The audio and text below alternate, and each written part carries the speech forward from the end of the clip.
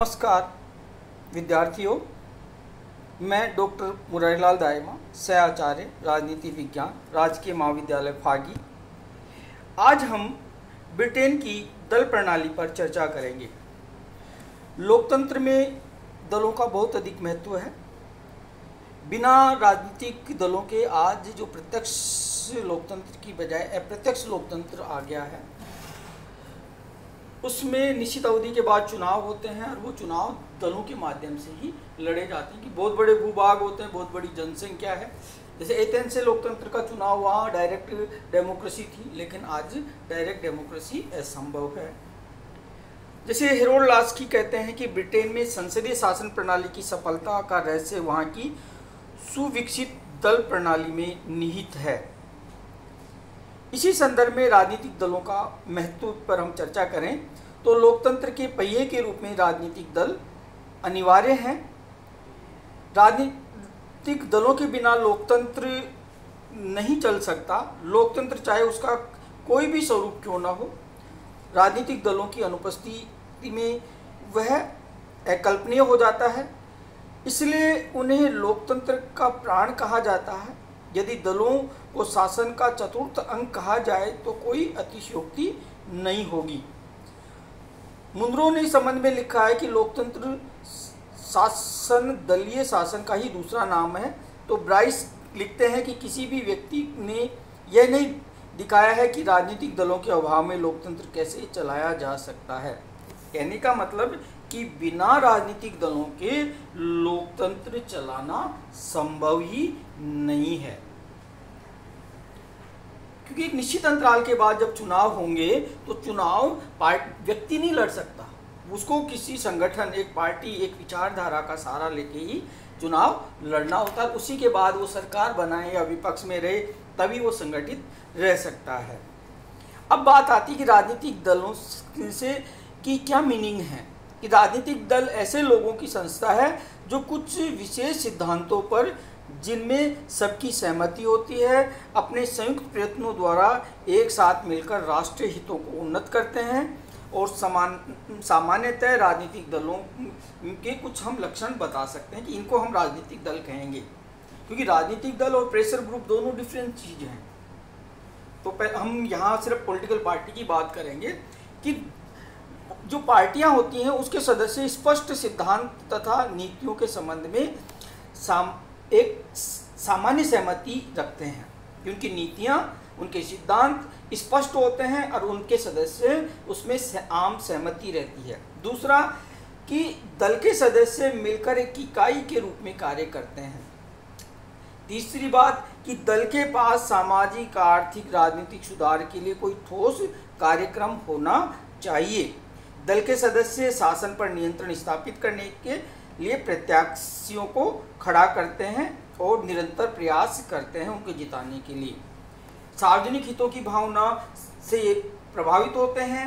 दल के पास अपने अनुशासन संबंधी नियम होते हैं, यानी कि ये एक संगठन होता है, एक विचारधारा होती है और उसी के सम्मिलित प्रयास से ये कार्य करते हैं।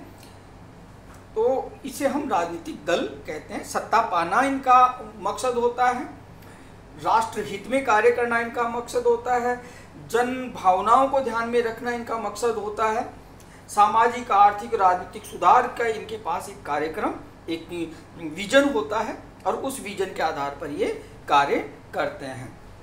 अब बात आती है कि ब्रिटिश दल प्रणाली की ऐतिहासिक पृष्ठभूमि क्यों है। कि अपन जानते हैं कि ब्रिटेन एक परंपरागत राष्ट्र है, विकसित राष्ट्र है और धीरे धीरे ये इसका विकास हुआ है।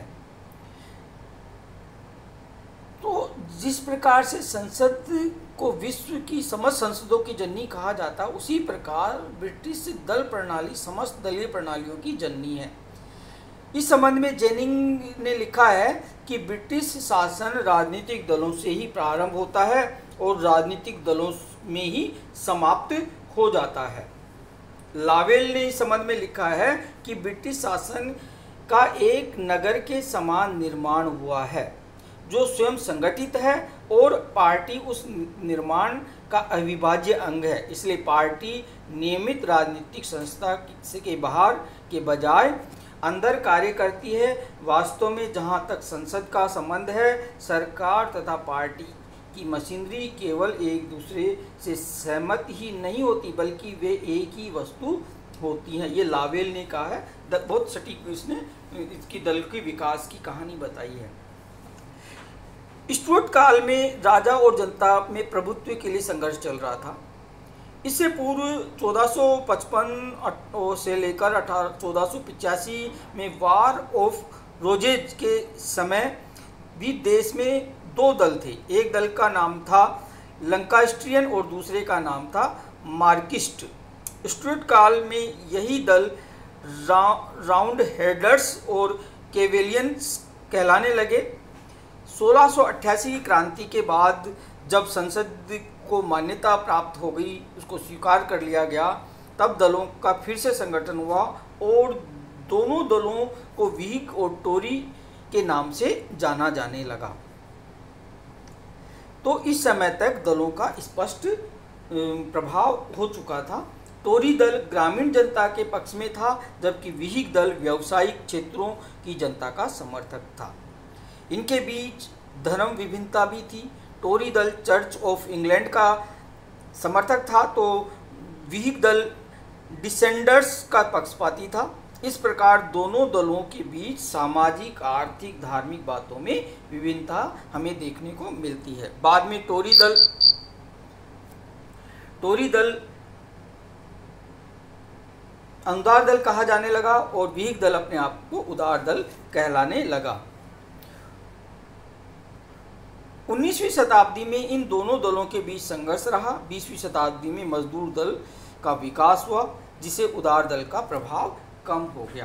तो ये चीज़ हमने ब्रिटेन की जो विकास कैसे हुआ पार्टी सिस्टम का वो बताई। अब हम चर्चा करेंगे ब्रिटिश दल प्रणाली की विशेषताएं। तो पहली जो विशेषता है ब्रिटेन में दल प्रणाली की, वो है द्विदलीय प्रणाली। कि ब्रिटेन में मुख्य रूप से दो दल हैं। अभी हमने ऊपर देखा, एक सरकार बनाता है, दूसरा विपक्ष में बैठता है। अन्य दलों का महत्व बहुत कम रहा है। ब्रिटिश राजनीति में सदैव दो ही दलों का वजूद रहा है। पिछले 2 दशकों में ब्रिटिश में बहुदलीयता की ओर झुकाव हमें देखने को मिल रहा है। जैसे 1992 में कॉमन सभा के चुनाव में 23 सीटों पर और 1997 के चुनाव में 29 सीटों पर अन्य दो दलों ने विजय प्राप्त की। यानी कि 92 में 23 सीट और 97 में 29 सीटों पर इन दो दलों के अलावा अन्य पार्टियों ने भी विजय प्राप्त की। मई 2010 के जो चुनाव हुए, उन चुनावों में 40 से 42 दलों ने हिस्सा लिया था।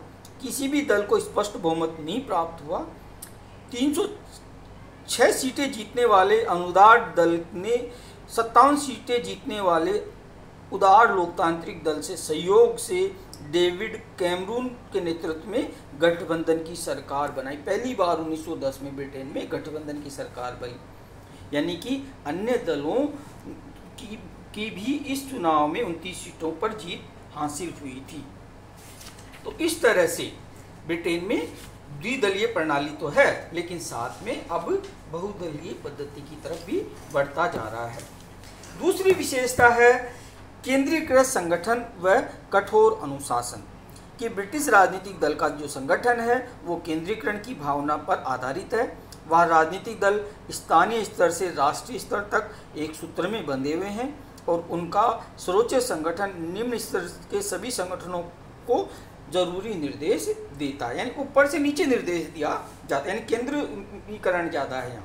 ब्रिटिश राजनीतिक दल जो है वो कठोर अनुशासन पर आधारित है।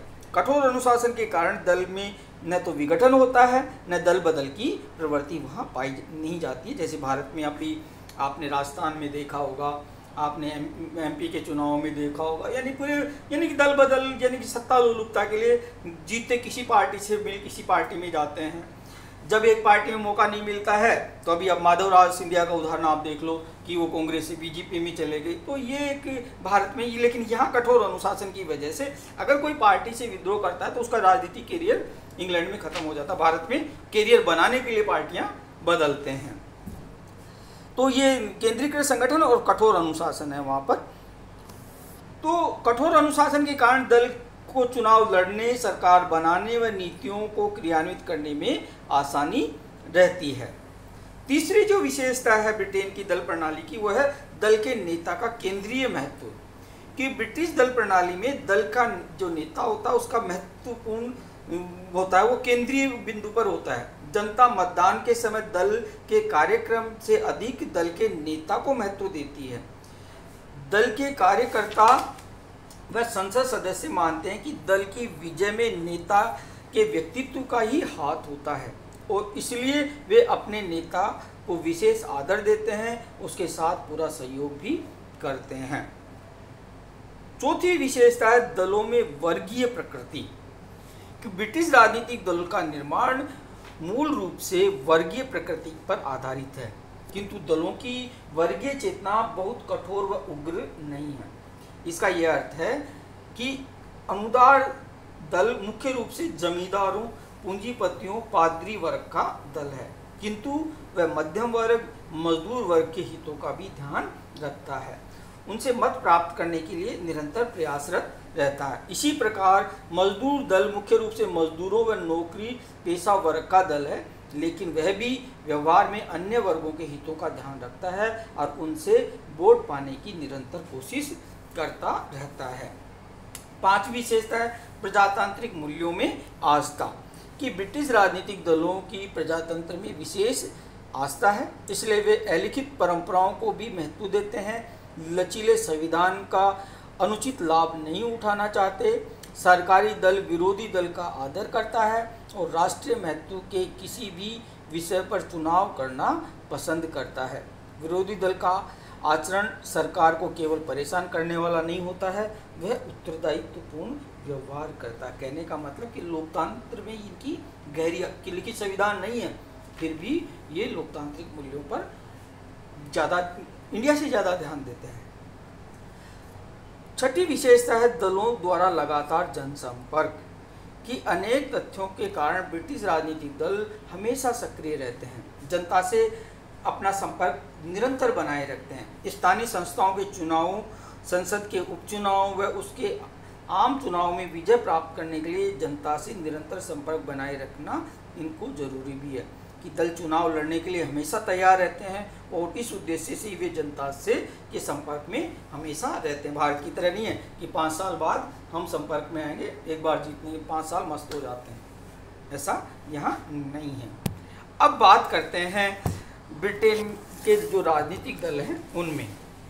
तो वैसे तो 2 दल हैं, लेकिन हम सभी की चर्चा करेंगे। उदार दल है, उदार दल बहुत पुराना है और उसका अनुदार दल के साथ ही जन्म हुआ था। पहले इसको व्हिग पार्टी कहा जाता था, परंतु 1857 में वह लिबरल पार्टी के नाम से प्रसिद्ध हो गई। उदार दल का प्रभाव अब कम हो रहा है। अप्रैल 1992 के कॉमन सभा चुनावों में उदार दल को 20 सीटें प्राप्त हुई, जबकि पूर्व में उसे 22 स्थान प्राप्त हुए थे। उदार दल प्रारंभ से ही अनुदार दल का प्रतियोगी रहा है। उसने प्रारंभ से ही जनता की सत्ता पर बल दिया और मताधिकार के विस्तार की चर्चा की।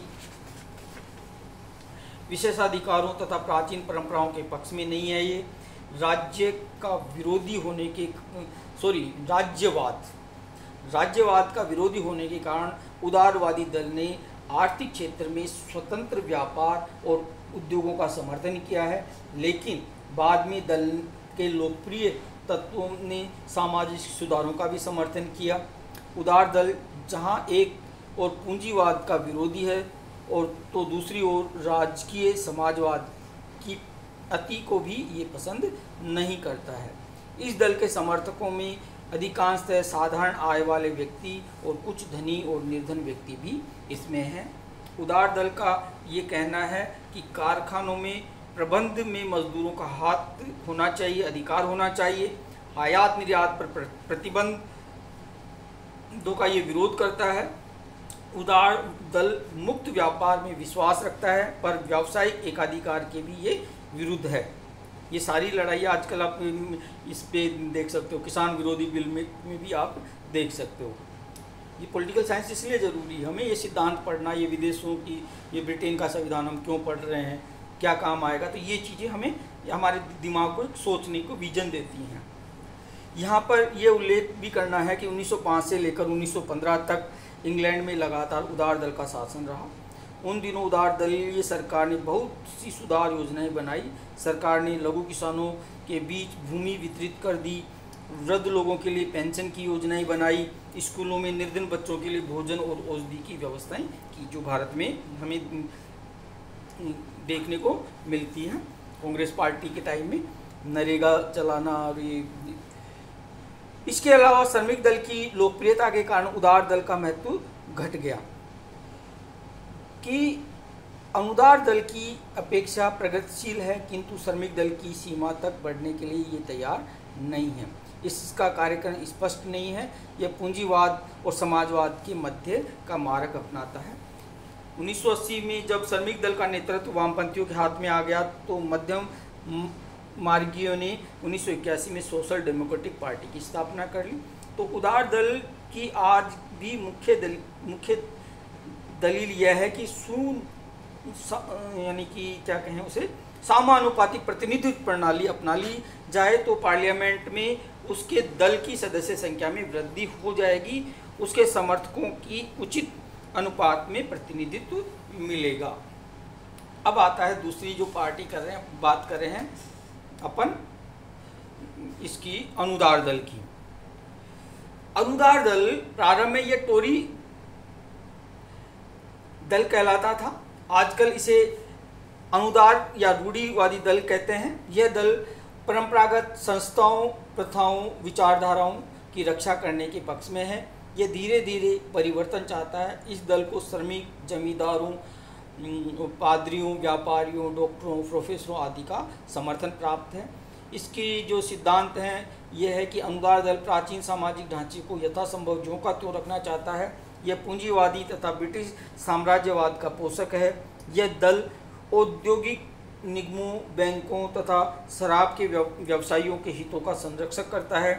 यह क्राउन, लॉर्ड सभा, चर्च तथा क्या कहें इसे, गैर सरकारी संपत्ति को बनाए रखना चाहता है। अनुदार दल संपत्ति का निजी स्वामित्व चाहता है और इन नीतियों में विश्वास रखता है कि सरकार को आर्थिक मामलों में अनावश्यक हस्तक्षेप नहीं करना चाहिए। यह मुक्त व्यापार का समर्थक है। यह दल उपनिवेशों को स्वतंत्र करने के भी विरुद्ध था। इसलिए हमें उदार दल, जो श्रमिक दल की पार्टी बनी, तभी हमें आज़ादी मिली थी 1947 में। इस दल के सामने मुख्य समस्या समाजवाद का मुकाबला करने की है।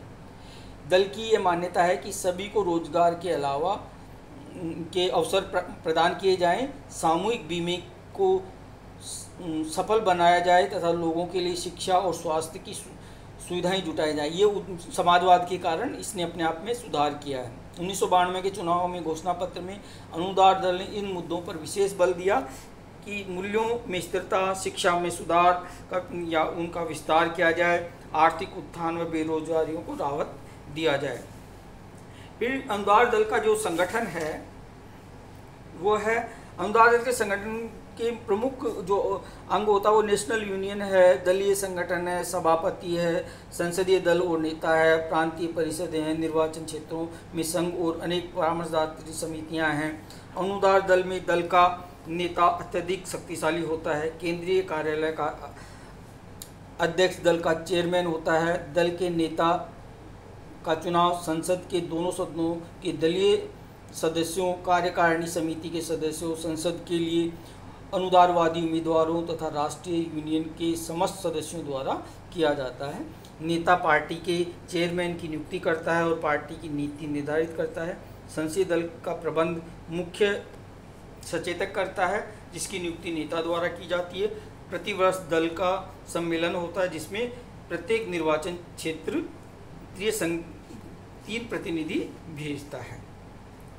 जो उदार दल का स्थान लिया वो अब लेबर पार्टी के नाम से जाना जा रहा है। श्रमिक दल कि श्रमिक दल का जन्म 19वीं शताब्दी के अंत में हुआ।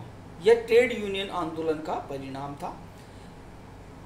1899 में ट्रेड यूनियनों, समाजवादी प्रजातांत्रिक संघ, अन्य समाजवादी संगठनों के सम्मेलन में एक श्रमिक प्रतिनिधि समिति नियुक्त की गई, जिसने 1906 में श्रमिक दल का नाम धारण कर लिया।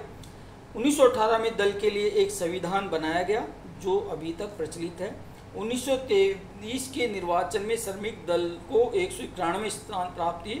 1945 में संसद में पूर्ण बहुमत प्राप्त हुआ और 1950 में दल के सचिव मॉर्गन फिलिप्स ने अंतर्राष्ट्रीय समाजवाद सम्मेलन में स्पष्ट कहा कि ब्रिटिश समाजवादी साम्यवादी ढंग का नहीं है, बल्कि मेथोडिज्म की पद्धति पर आधारित है। इसकी जो नीति या सिद्धांत कहें कि श्रमिक दल ब्रिटेन की सामाजिक व्यवस्था में क्रांतिकारी परिवर्तन चाहता है। यह उद्योगों का राष्ट्रीयकरण, यातायात के साधनों का राष्ट्रीयकरण करना चाहता है, जैसे इंदिरा गांधी ने बैंकों का राष्ट्रीयकरण किया, है ना। ये बहुत सारी चीज़ें हैं। यह दल अपने सभी कार्यक्रमों को संवैधानिक ढंग से पूरा करना चाहता है। यह लॉर्ड सभा को समाप्त करना चाहता है तथा ब्रिटेन में पूंजीवादी राज्य को समाजवादी बनाना चाहता है। यह विश्व शांति का समर्थक है तथा शोषण का विरोध करता है। तो इसके कुछ सिद्धांत हम यहाँ चर्चा करेंगे। जैसे यह दल लोकतंत्रीय उपायों में विश्वास करता है। ये श्रमिक दल आर्थिक और सामाजिक विषमता को दूर करना चाहता है। यह दल शोषण का विरोधी है। यह दल लॉर्ड सभा का विरोधी है। यह दल साम्राज्यवाद का घोर विरोधी है। साम्राज्यवाद का विरोधी यानी भारत को आज़ादी देने में महत्वपूर्ण योगदान इस विचारधारा के कारण। यह दल राज्यों के पारस्परिक सहयोग में विश्वास रखता है। यह दल राज्य का विशेष विरोधी नहीं है, क्योंकि राजतंत्र ने लोकतंत्रीय रूप धारण कर लिया है। इसलिए यह दल समाजवादी कॉमनवेल्थ की स्थापना में विश्वास करता है। श्रमिक दल की विदेश नीति काफ़ी लिबरल है, उदार है। उसने उग्र राष्ट्रवाद और साम्राज्यवाद दोनों का विरोध किया है। दल में शांतिवादियों की संख्या सदैव बहुत ज़्यादा रही है। द्वितीय महायुद्ध से पूर्व श्रमिक दल की विदेश नीति मुख्य मुद्दे थे। राष्ट्र संघ को शक्तिशाली बनाया जाए, निःशस्त्रीकरण किया जाए, अंतर्राष्ट्रीय विवादों का निपटारा शांतिपूर्ण ढंग से किया जाए। 1987 के चुनाव घोषणा पत्र में आणविक निःशस्त्रीकरण की भी इसने दल ने घोषणा की थी। श्रमिक दल का जो संगठन है वो संघीय आधार पर आधारित है। इसमें श्रमिक संघ, समाजवादी सभाएं जिनमें फेबियन सोसाइटी, समाजवादी वकीलों की सोसाइटी, श्रमिकों की राष्ट्रीय सभा प्रमुख हैं। इस दल के संगठन में राष्ट्रीय स्तर पर श्रमिक दल सम्मेलन हैं, जिनमें प्रत्येक निम्न इकाइयों या अपने प्रतिनिधि भेजती है। यह प्रतिनिधि उनकी जनसंख्या के आधार पर हैं। श्रमिक दल की एक राष्ट्रीय कार्यकारिणी समिति होती है। इसी के द्वारा केंद्रीय कार्यपालिका का संचालन होता है। इस समिति में 27 सदस्य होते हैं। संसद के उम्मीदवारों का नामांकन होता है। संसद के सभी श्रमिक नेता भी निर्वाचन में दल की सफलता पर प्रधानमंत्री बनता है। दल की नीतियों का निर्धारण करने वाला मुख्य अंग इसका वार्षिक सम्मेलन होता है। 1992 के आम चुनाव में श्रमिक दल ने एक तरफा निःशस्त्रीकरण करने, स्कॉटलैंड के लिए स्वायत्तता, सार्वजनिक विनियोग में वृद्धि का, शिक्षा, यातायात, स्वास्थ्य के क्षेत्र में सुधार, आर्थिक मंदी को दूर करने, रोजगार के अवसर बढ़ाने आदि के वायदे किए थे।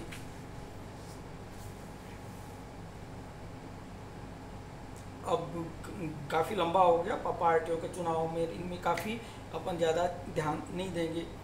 आप पढ़ लेना कि इनके चुनाव में कैसे ये श्रमिक दल अपने विचारधारा का और कैसे काम करता है, कैसे वो करता है।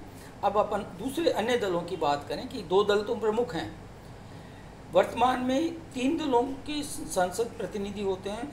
1920-48 के मध्य समाजवादी दल के सदस्यों की भी आए, फिर कॉमनवेल्थ पार्टी आई। 1910 में कॉमन सभा के चुनाव में अनुदार दल, उदार और श्रमिक दल के अलावा 40 से 42 अन्य दलों के ने चुनाव में भाग लिया और उनमें अलग अलग सीटें उन्होंने प्राप्त की। कुछ मैं उदाहरण बताऊं कि डेमोक्रेटिक यूनियनिस्ट पार्टी को 8, स्कॉटिश नेशनल पार्टी को 6, सेनफिसेन को 5, प्लेड सेमरून को 3, social democratic and labour party को 3 सीटें प्राप्त हैं। कहने का मतलब कि और पार्टियां, लेकिन वो क्षेत्रीय कहें या कम, हमारे भी तो है ना, तो कम पार्टी, उनको बहुत कम सीटें, ये निर्णायक नहीं होती। सरकारें बनेंगी तो एक पार्टी 2 में से बनेगी, एक विपक्ष में बैठेगी। अन्य दल उनकी सहायता कर सकते हैं, उनका सहयोग कर सकते हैं। अब हम जो बात करेंगे ब्रिटेन और अमेरिका की दल प्रणाली की, कि दोनों देशों की दल प्रणाली में तुलना, कि ब्रिटेन में द्विदलीय पद्धति की प्रथा है तो अमेरिका में भी दो ही दलों की प्रथा विकसित हो गई है।